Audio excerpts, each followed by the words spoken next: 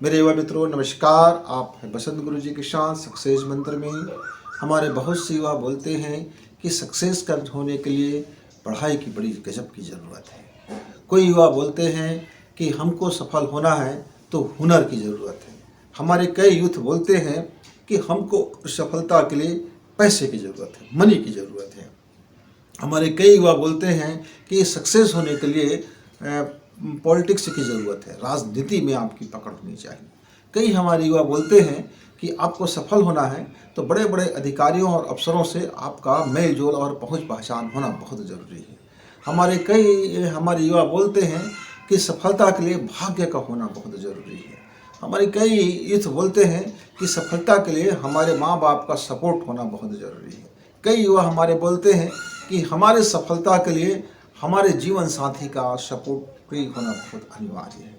ठीक है युवा मित्र, आप जितना भी बोलते हैं वो सबका अपना अपना एक एक अनुभव है।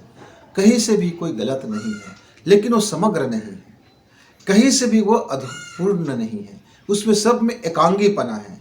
वह व्यक्ति जिस क्षेत्र में हार जाता है वह व्यक्ति उस क्षेत्र को या तो सबसे सबल सपोर्ट मान लेता है या तो उस क्षेत्र के अधूरा होने के लिए मैं हार गया ऐसा वो डाइवर्ट करके अपने को सही साबित करना चाहता है। जैसे एक मित्र थे मेरे, वह बड़े एग्ज़ाम में बैठ गए और उसका कट ऑफ में नंबर भी आ गया। अब वह जा कर के इंटरव्यू में बाहर हो गया, रिजेक्ट हो गया।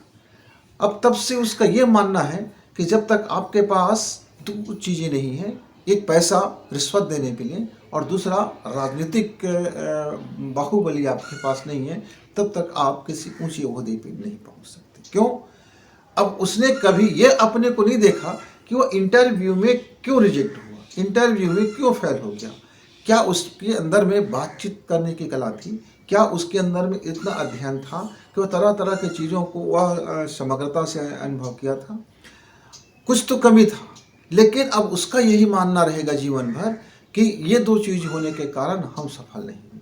इसी तरह से हमारे जितने युवा मित्र जिस कारण से वो फेलियर हो गया है वह उसी को समझता है कि इसके सपोर्ट होने से हमारा बुलंद सितारे हो जाते हैं।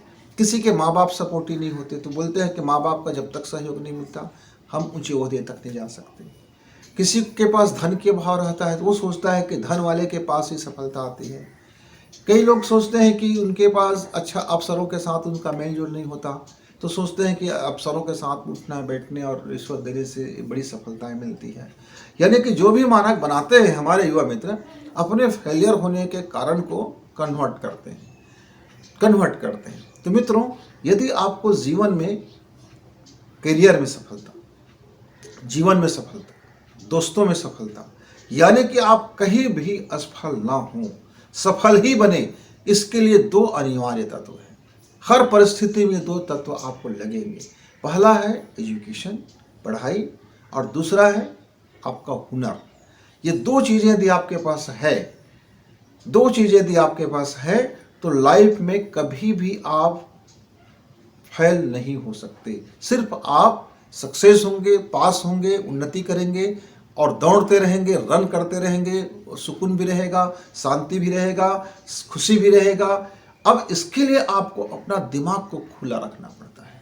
दिमाग के भीतर एक और दिमाग और आपके हृदय के भीतर एक मुस्कुराहट।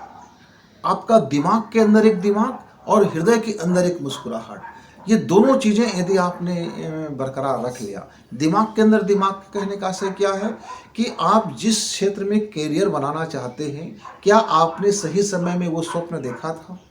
क्या सही समय में आपने अपने को उस लॉन्च किए थे? अब इस सही समय क्या होता है मित्र, जब आप मिडिल क्लास में होते हैं। जब मिडिल क्लास में होते हैं तो आपके जो हार्मोन्स हैं अब वो धीरे धीरे अपने को फैलाना शुरू करता है, अपने नए नए हार्मोन्स को विकसित करना शुरू करते हैं।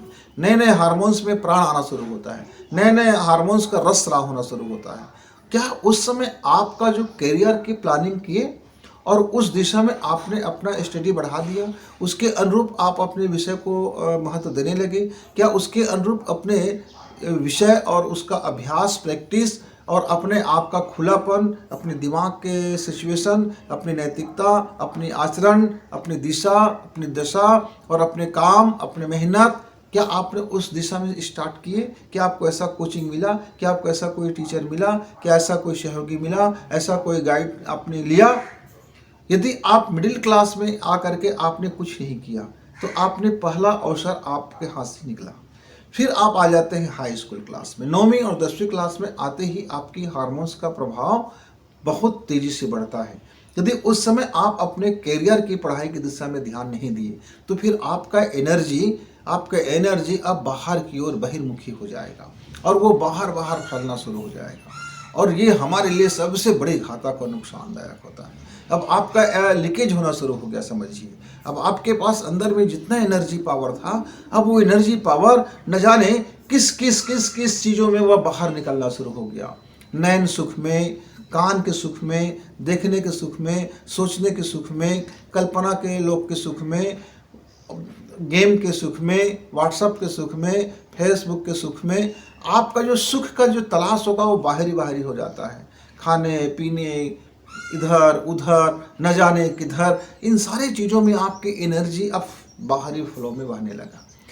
अब उस समय भी आपने अपने करियर को लेकर के सतर्क नहीं हुए, आपके अंदर के हुनर को आपने नहीं बढ़ाया, आपके अंदर की प्रतिभा को आपने नहीं परखा, आपके अपने परख के अनुरूप आपने काम चयन नहीं किया, उसके अनुरूप आप अपना प्रैक्टिस नहीं किए, तब आपका दूसरा जो चरण था, जो दूसरा जिसमें आपको ग्रो होना था, आपका जो माइंड सेट होना था, आप वहाँ अपने माइंड सेट नहीं किया, तो फिर आपका लाइफ फिसड्डी होने की तैयारी में आ गया। तो पहला आप माइंड सेट होना बहुत ज़रूरी है।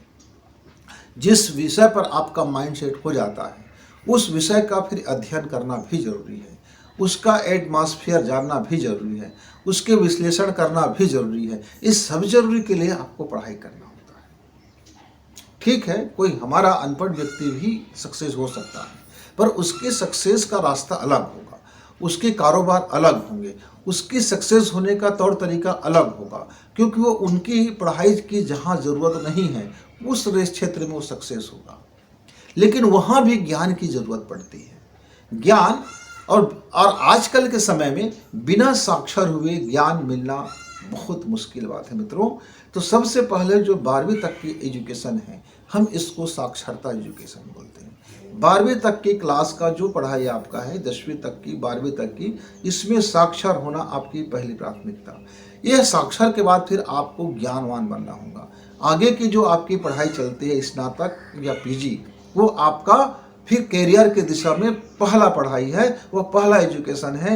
वह उस ज्ञान को, उस विशेषता को हासिल करने के लिए आपकी फिर वहाँ से स्टार्ट होता है। जैसे कोई डॉक्टर बनना चाहता है तो MBBS जरा, MBBS क्या है? साक्षरता नहीं है, वह उस विषय को विशेषज्ञता है कि हमको इसमें कैरियर बनाना है। इंजीनियर है तो वो फिर वो इंजीनियरिंग कोर्स करेगा, कोई CA में जाना है तो वो CA का कोर्स करेगा। मतलब वहाँ 12वीं के बाद आपको पढ़ने का अब वहाँ कोई तुक नहीं रह जाता, वहाँ आपको अब विशेषज्ञता की पढ़ाई आपकी शुरू हो जाती है। अब उसके बाद यदि आप करियर बनाना सोचेंगे, आपने कुछ भी एक विषय चयन कर लिया और आपने पढ़ाई कर लिया और फिर सोचेंगे आपका करियर बन जाएगा, तो आप बड़े गलतफहमी में जा रहे हो। आपको करियर बनाने का माइंडसेट तो आपको मिडिल क्लास में करना चाहिए।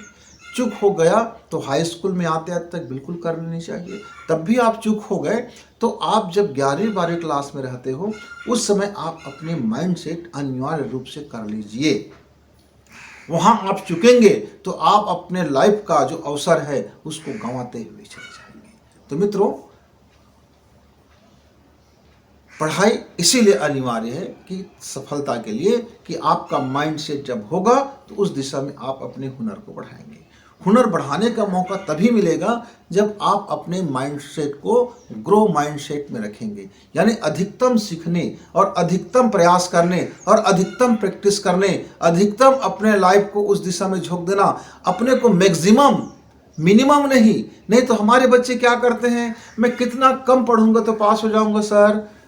तो भैया आप नहीं पढ़ोगे तो भी पास हो जाओगे, क्या है पास होने का? 33% तो लाना ही है, 100 में 33 तो लाना ही है, 100 में 33 तो लाना ही है। मात्र इतने मात्र से आपका रिजल्ट बन सकता है। लेकिन जीवन में 100 में 33 यदि लेके आते हो, आपका कैरियर में 100 में 33 लेके आते हो, आपके अपने कारोबार में 100 में 33 लेके आते हो, तब तो फिर वहाँ आप फिसड्डी हो जाओगे मित्र, तब तो फिर आपका वहाँ कोई मतलब का नहीं रह जाएगा। आपको सांस लेना है 100%, आप 33% सांस लोगे तो आपका शरीर फिसड्डी हो जाएगा।